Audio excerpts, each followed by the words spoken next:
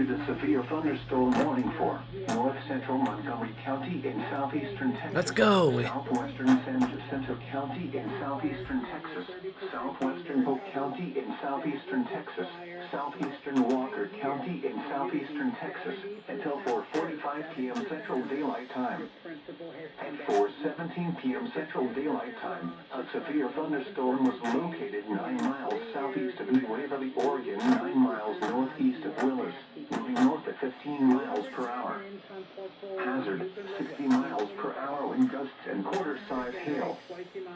Source, radar indicated. Impact, hail damage to vehicles is expected. Expect wind damage to roofs, siding, and trees. Locations impacted include Evergreen and Oakhurst.